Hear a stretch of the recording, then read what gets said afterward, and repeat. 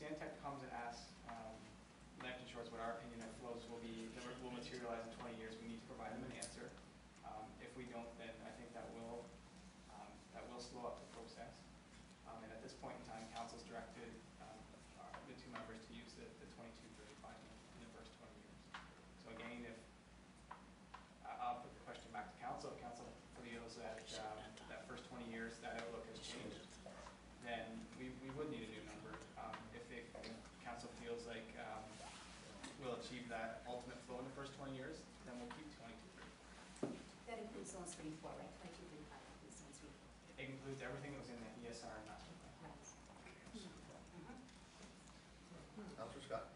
At the last council meeting, I brought up that the phased approach, but I also said at that point that we have Plan 24 already on the plan. We have some rice development going in currently. We have some development happening in Henry Bluffs.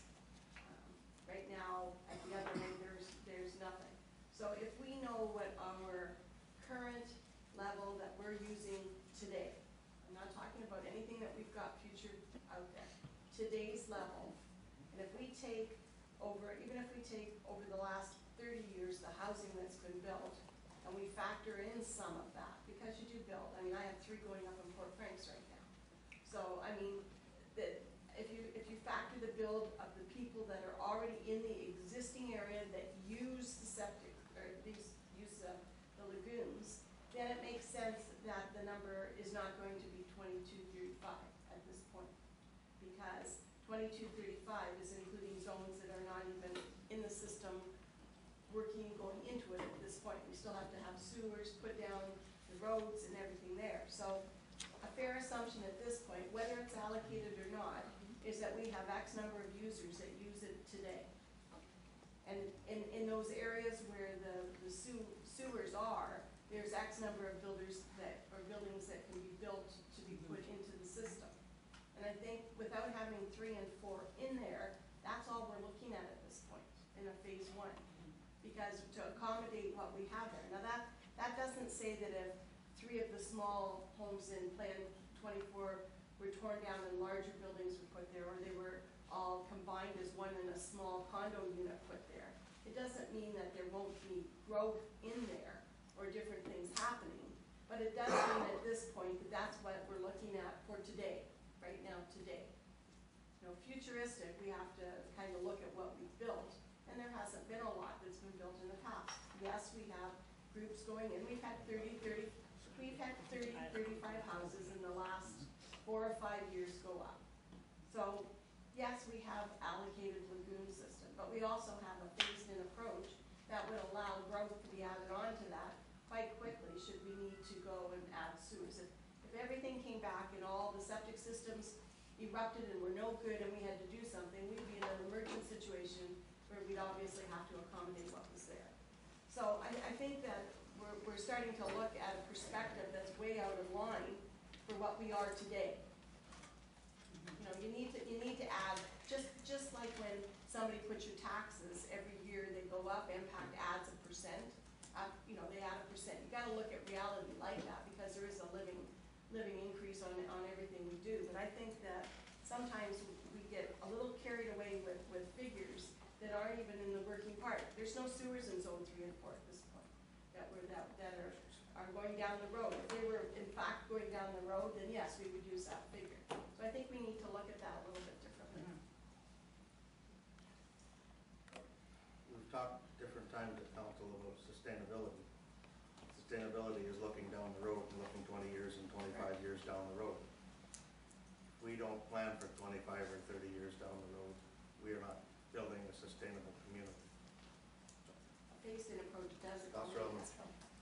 I guess the only comment I can make is that a master plan and the ESR is a futuristic document. It's a planning document, it's a concept document that will allow the phasing in over the long term. We should not be doing anything based on what immediately exists. We're looking down the road, looking down the future based on the best available data that we can get.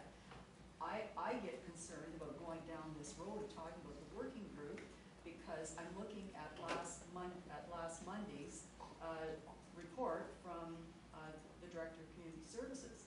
And what did we finally say? We don't have the minutes here in front of us. If we start going somewhere now, are we contravening a motion that we made at the last meeting? The only thing I can say is that there is a motion that was reflected here in Brent's report that was made by Councillor Underwood and seconded by Lori Scott some time back. So, you know, let's be careful about what we say and do and get into reconsideration or not. You know? Councilor Thompson? Yeah, I can see your point. I guess what I'm confused is, and maybe to you, Deputy, through you, Mr. Mayor, and maybe to the Director of Community Services. In essence, what you want is supplemental information on what the impact is of not having 3 and 4 necessarily shoveling the ground tomorrow. I don't see that as a reconsideration. I mean, I think, you know, if it's supplemental information just to say, oh yeah, it's gonna have the flow rates that we need, well, that's significant. But if it works out that it's 200 or 300, which could be in 5 years, I mean, this is what this ad hoc report is saying, is that if there's a need, an irrefutable need, and we'll know that over how many years, I don't know, it's crystal balling. So I don't see an issue with getting that supplemental information. But we have made the motion to stick to the ESR, so I think we have to do that. But a request for supplemental information, if it's going to be helpful, just to see the significance of it, I don't see anything wrong with that. I think it's smart.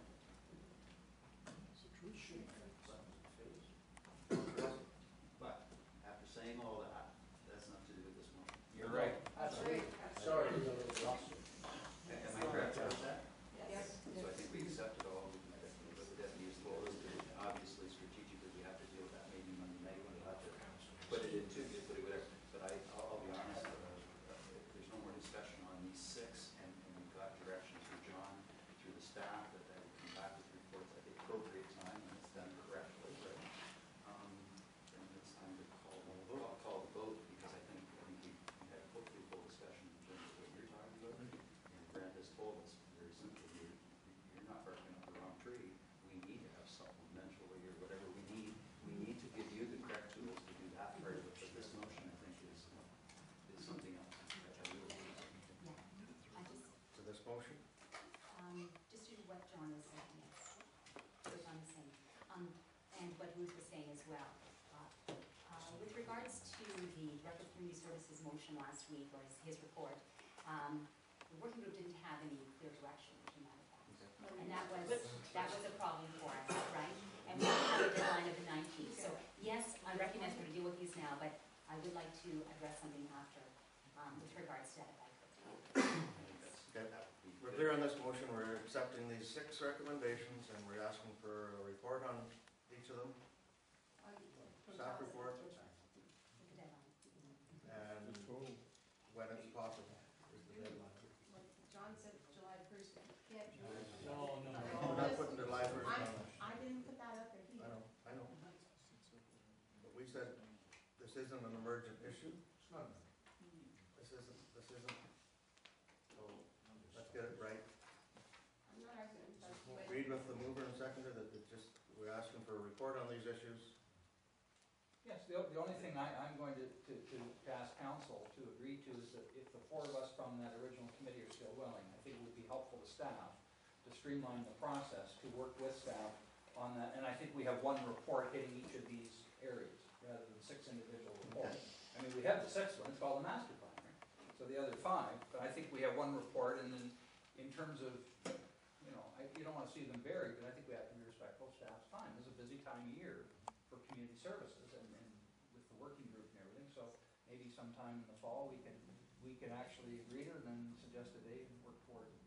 Okay. But I would like to see the 4 of us work with staff. I think it's important. Call a vote on this motion. All in favor of the motion? Vote. Carried. I guess dealing with, before we move on from that, dealing with these issues, if we're doing a staff report and we're here as a strategic planning discussion day, I'd like to have some council discussion, whether it's the 4 of us or not.